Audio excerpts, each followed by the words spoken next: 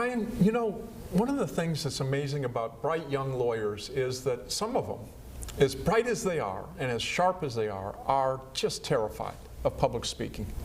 And I wonder, is there some way you can help folks to get over that feeling of the anxiety and terror that they have when they have to stand up and speak in public?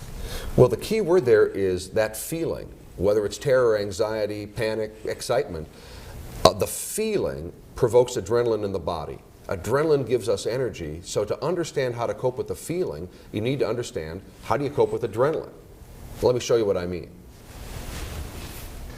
Let's talk about adrenaline. What does your adrenaline do to you when you are under performance pressure in the courtroom? You could really describe adrenaline as pressure. There's positive pressure, excitement. Oh boy, I love doing this. And there's negative pressure, anxiety. Oh yikes, I'm doing this. Well, when that pressure is on, when adrenaline is pumping in your system, it sends energy into very specific body parts. The very body parts that make us look natural or not. We often describe what adrenaline does to us as the fight or flight syndrome. Adrenaline is preparing the body to either flee, I'm out of here, or stand and fight.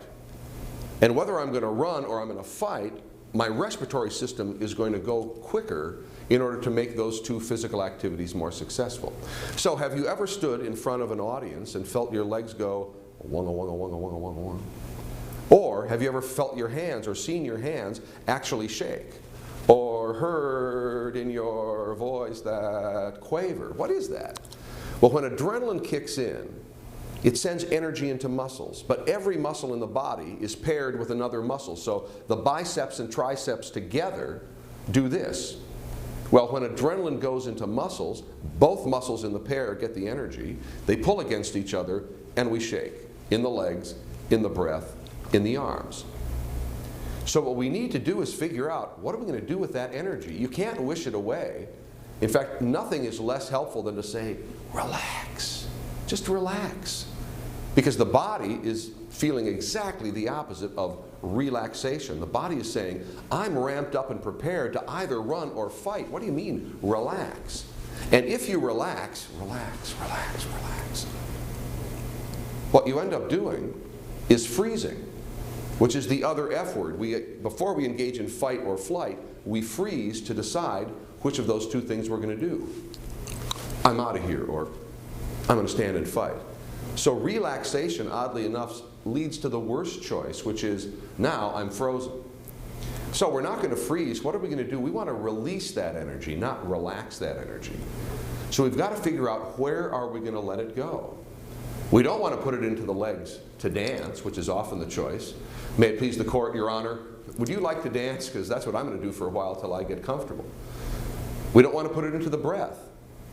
We don't want to breathe faster, because very often when people lose control of their voices, and you can hear that voice crack or the quaver, that's the adrenaline, preventing the body from taking a full, deep inhalation. So we're not going to let it into the legs. We're not going to let it into the breath. Where's it going to go? We're going to put that adrenaline into our gestures.